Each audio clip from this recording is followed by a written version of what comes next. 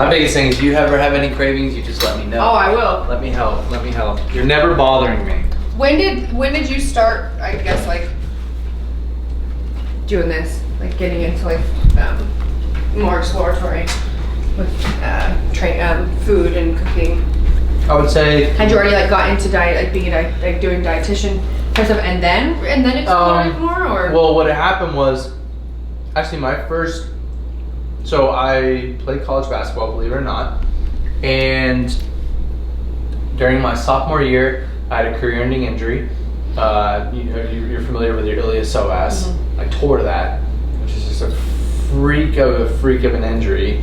Third case in the whole United States of a complete tear. Yeah. And left me in a wheelchair. I didn't run for over a year.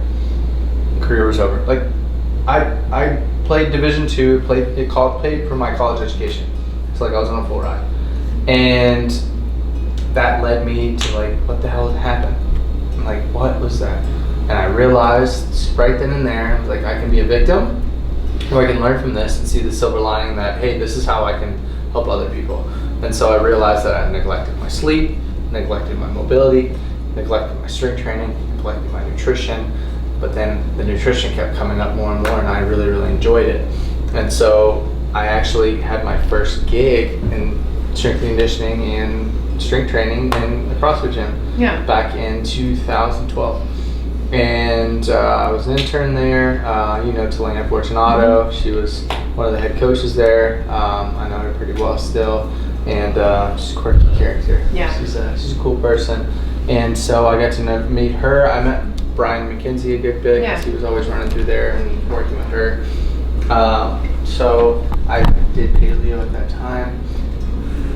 Destroyed my relationship with food. It was a binge. It was a restrict binge cycle. And I felt myself just constantly, I was like, my relationship with food is terrible. And so I would be good for 2 weeks, and then I would just say screw it, and I would literally have I would turn into a scientist trying to figure out how I could make the best cheat day ever.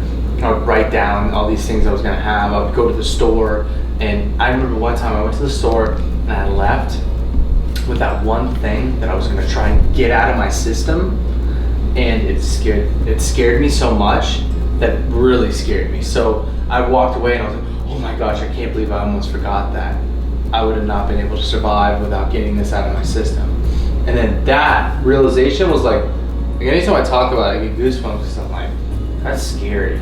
Yeah. And I know so many people go through that as well. And so I went back to the drawing board. I was like what? There's got to be the root. Like, I read a book called Start With Why, and I understand there's a why behind anything, like in everything. You need to understand the why to understand.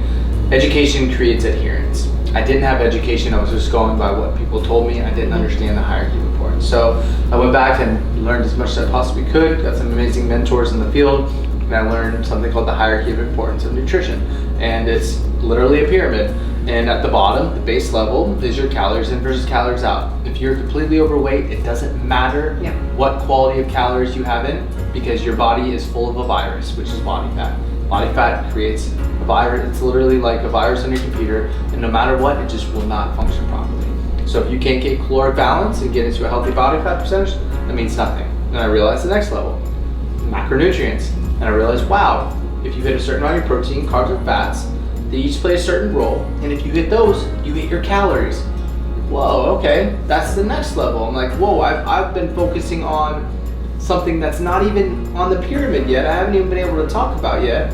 Food quality in categorization of food, and I wasn't neglecting the bottom too, and I was losing crazy amounts of weight because I wasn't eating to perform, and my relationship to food was terrible. And so once I understood that, I was like, oh, your protein helps you build. It's from the Greek word protos, which means most important, and everything in your body, your skeletal, I mean, literally everything in your body needs to grow and be maintained from protein intake. Okay, carbohydrates, readily available fuel source, actually a really good fuel source for cognition in your brain, absolutely. And then your fats for hormone production. You don't eat enough fats, like you're gonna be a wreck. And I realized, whoa, I was neglecting all of this. And so then obviously food quality. And as I've learned over the years, food quality means if you looked at the ingredients we use tonight, it's all amazing, perfectly fine, healthy ingredients to make foods that look unhealthy. And food quality is there. You don't want to create deficiencies because you're focusing on just fitting things into your macros. Yeah. So then food quality comes on that pyramid. Then food timing. And if you're an athlete, food timing gets kind of put down there a little bit more because you need to time your food around your training. But if you're eating at a good level, you should be fueled at all times. And then lastly, supplementation. And then I realized all this. I'm like, oh, I was doing it backwards. And so I went on this journey of like, I'd be used in the beginning. I would fit Pop-Tarts, cupcakes, and all these things are my macros. But I realized they didn't fit very well. Thus, it would make me overeat and not hit my macros because they didn't keep me full. And we talk about this all the time. And then over time, I realized, whoa, I gotta recreate these. And I went to the University of Google, didn't get anything good, failed a lot of recipes, a lot of them are crap, they weren't very good. And I just learned over time, and I selfishly created them for myself. People started asking for me to share them on my own, and I started sharing them. And fast forward to today. And here you are with me. I know, it's wild. It's so crazy, absolutely right? wild. It blows my mind. It blows my mind. Little amazing treats, and you have a whole new adventure you're about to go on. Yeah, I know. Which is really exciting. Yeah, it's something that I've always wanted to create something that I could go on Shark Tank and then be like, whoa, like what? Because I've seen them get so hyped over basic things. They're like, oh my gosh, this is the greatest thing ever. And I could go on there and tell them exactly what I told you just now about the hierarchy of importance and how this is different because not only the taste, but it actually fits into a healthy lifestyle that you can do on a daily basis. There's no cheating. It tastes like it's cheating, but it's not. It's convenient. It's just like that's what it's all about. And as you've learned, I bet with business, like business is fun. Yeah. Business is really fun. And it's all about like mutual business in the sense of like you do business not to trick somebody, you do business to give them what they actually need. And something that's going to improve their If you can find something that people need, that's where it's everything. Yeah. It's everything. So thank you for coming and doing this for me. Absolutely. This is awesome. fun.